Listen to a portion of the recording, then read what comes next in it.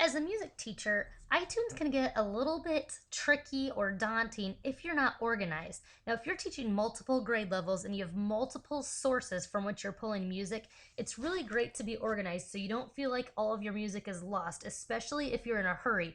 If a CD breaks and you have to quickly burn another one, then you better know where the song lives so you can do it fast right during the middle of class. So to do this, what I like to do over here in my playlist area is organize everything by folder. I'm a big folder person and you'll find that it will help you. Now, I've already made a couple ones just to show you. You could make a folder that's just your personal, your own music. You could make one if you have private lesson students. I have saxophone students, so sometimes I make recordings of those students and then I drag them into the saxophone student folder. I also make a folder that's just school music. So this is my music curriculum music that I use for class.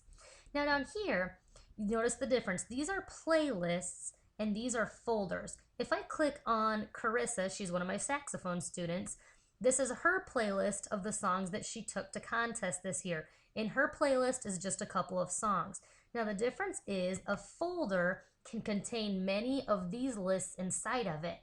If I click on my saxophone students, then I go get Carissa, she's one of my students, and I drag it up and I let go, she will go into the saxophone student folder.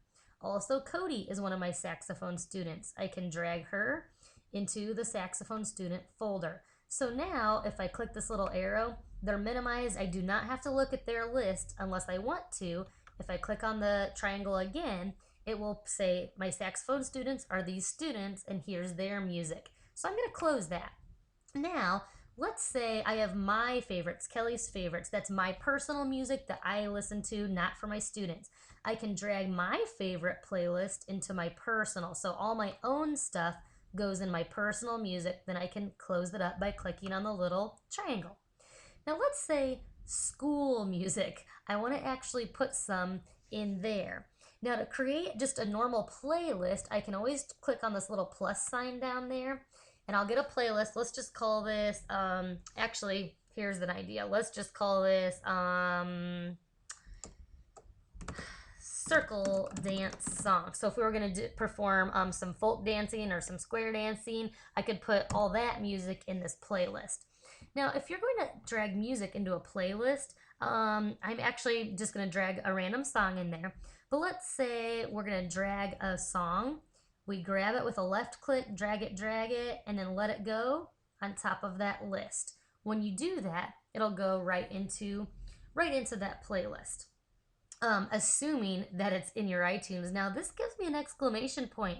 That means wherever I got this song from, for some reason I moved it and iTunes can't find it anymore. Let's see if it's having trouble. There's our message. This song could not be used because it cannot be found. That means that you probably accidentally deleted it from somewhere else on your computer. So let's find one that maybe I do have on here. Let's see, is this in here? Nope, not in there. I'm gonna go up here and just grab one. Maybe we've got one in here. Okay. I think all of my songs have gone missing. I'll go find some for you. Okay, a good old Phil Collins song. All right, we left click, we drag it. Then you see the little plus sign, bam, it added right to our new little circle dance song.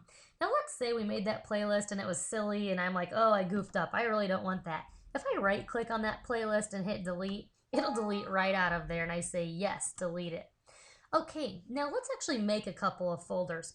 To make a folder, and if I was teaching general music, I would probably have like first grade through fifth grade. So I want to make a folder for each one of those grade levels to organize my music in. File, and I could make a new playlist, but I'm going to actually add, I'm going to create a folder.